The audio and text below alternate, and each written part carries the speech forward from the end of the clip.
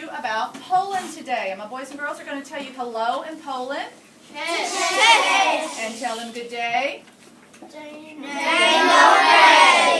All right, Bailey. Poland is on the continent of Europe. It is across the Atlantic Ocean from us. All right, so you can see here is a world map. This is Poland on the continent of Europe. We live on the continent of North America here in the United States.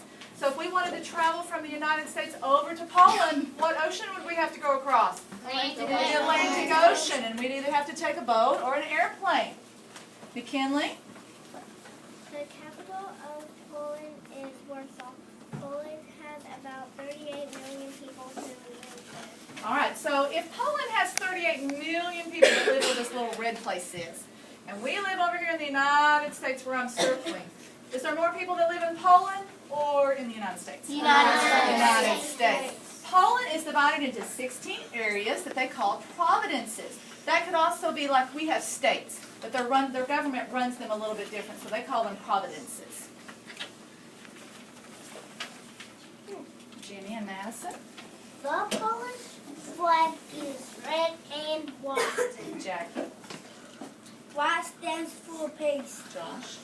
Green stands for bravery. All right, so their flag is very simple, just white and red. Every now and then you will see this flag that will have their national bird, a picture of it on that flag. In Poland, they have a president, just like we do in America, but in Poland, the president's job is to take care of the army. Now, that's our president's job as well. He helps tell the army what they need to do and what they don't do. His name is Andrzej Duda, but they also have what's called a prime minister in Poland, and her name is Beata Szydło. And her job is to take care of the government and the laws and the type of things like that. Bradley? Poland is mostly flat plain. It also has mountains, forests, lakes, rivers, and a beach from the Baltic Sea. All right, very good. Now, when he said they mostly have flat plains, I'm not talking about an airplane. What does it mean to be a flat plain? What does that mean? Like grasslands? Yes, flat land, and that's what you can kind of see in this picture right here. Most of their area in Poland is flat plains. They also have about 30% of Poland is forest areas. They have beach on the northern part around the Baltic Sea, lots of rivers and lakes, and this is the highest mountain. Other than these mountains, everything is just flat land. And these are the Tatry Mountains. Haley? Poland has all four seasons of weather: spring, summer, fall, and winter. So very similar to ours. Now in Poland they have what's called a temperate climate. That means it's never extremely hot or extremely cold. So very similar to our temperatures here in Kentucky. We have all seasons, don't we? Sometimes it gets hot. We think it's hot, but it's not as hot as extremely hot. And it never gets extremely cold. And they have a lot of rain, especially in the summertime.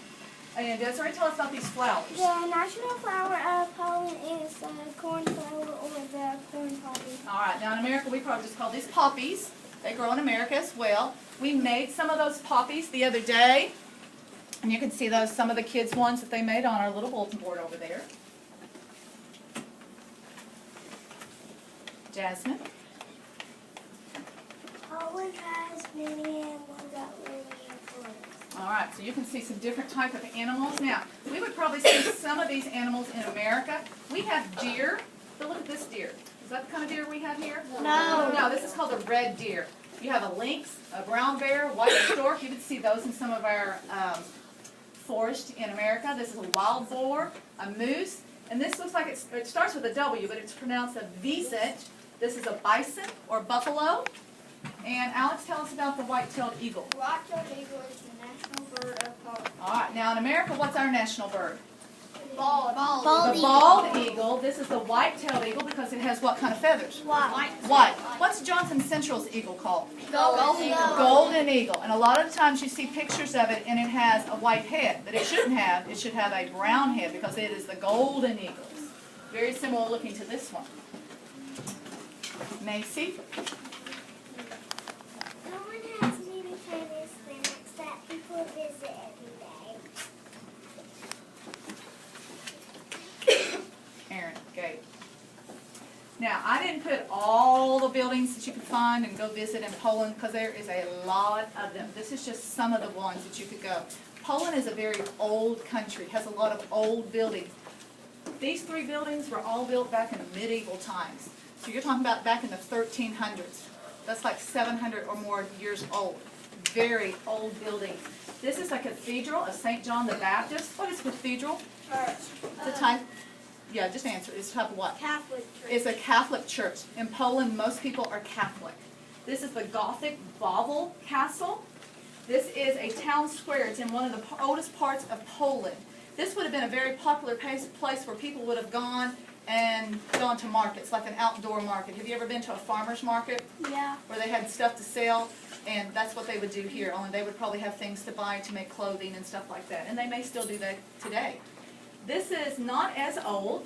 This is built in the 1940s by a man. I don't know if he built it, but he asked it to be built. Have you ever talked about Hitler or know who Hitler is? Yeah.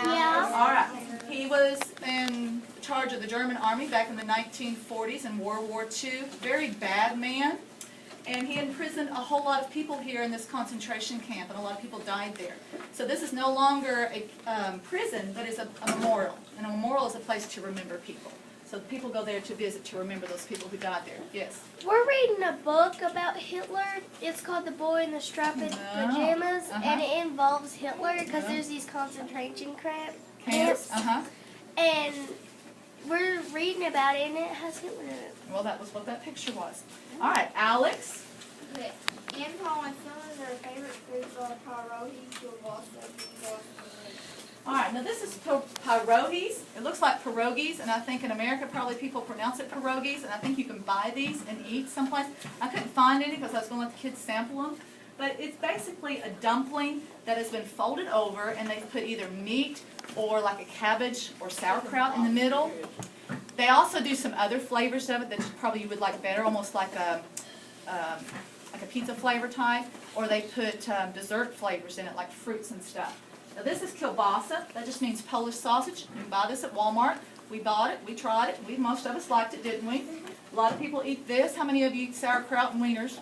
Yeah. All right, sometimes instead of sauerkraut and wieners, they fix sauerkraut and what?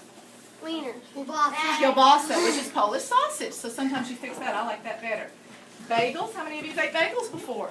All right. Bagels originated in Poland, so that's where bagels come from. We tried those yesterday with some strawberry flavored cream cheese, and they were pretty good.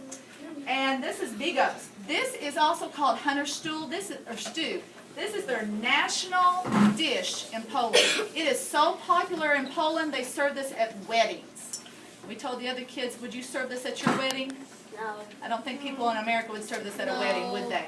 This is basically a type of cabbage with some type of meat, usually kielbasa in it. So it's almost like sauerkraut and sausage, basically what it is. Dalton? People in Poland dress a lot like us, but also with traditional costumes they wear for special activities. All right, so right here, this is how they dress today. So this just kind of looks like a group of you kids at a field trip. We dress in jeans and t-shirts. What do they have on? Jeans and All right, down here, this is the people walking downtown in an old, look at Poland. See how it has very old buildings. Poland is a very old town. It looks Very traditional type clothes that we would wear in America. But these are clothes that they would have wore back in the olden days, and like he said, they wore these for special occasions, like dances. Now, Cheyenne, read for me. All right, in Poland, they have 5 national dances. It is very important for them to have art, music, their culture, everything like that. They consider very important. So in Poland, they have 5 national dances, and I'm going to show you 2 of those. But before I show you those, in art class, they worked on something called Pisakis, and that's just basically Easter eggs. Easter is a very important holiday in Poland for them, but their Easter eggs are decorated much fancier than what we do. We just dip them in dye, don't we? Yeah. And I know you can't see this picture, but it's a very small picture.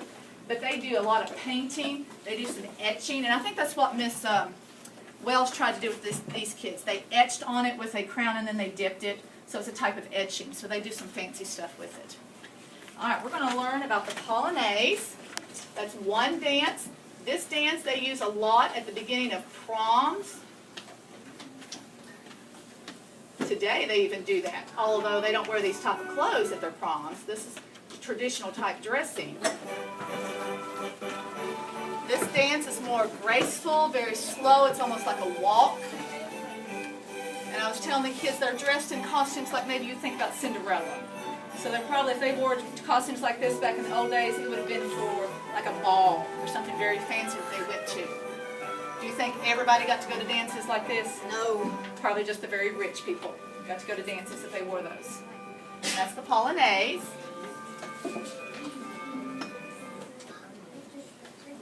And then, this is considered their most national dance, the most important one in Poland. And it's very hard to pronounce. I'm going to call it a Krałkowiak. That's as close as I can get. A little bit more peppier. That's their main #1 dance in Poland. The one they considered definitely came from Poland.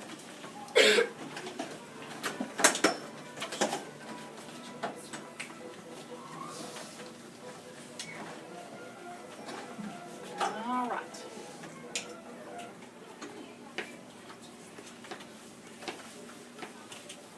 All right, Gabriel. In Poland, they speak Polish. And what do we speak in America? English. English. Now, we told you hello, and we told you good day. So we're going to teach you some other words that we learned.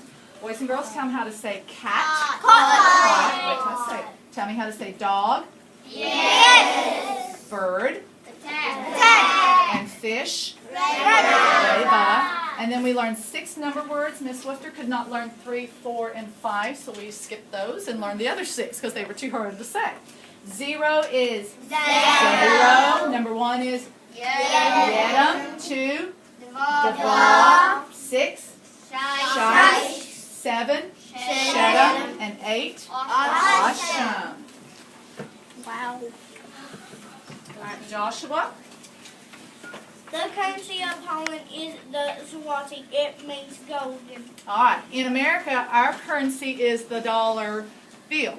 In Poland, their currency is called the zloty. And in Poland, it's divided into different grocies. Now, in America, you can take 10 dimes, and it equals $1.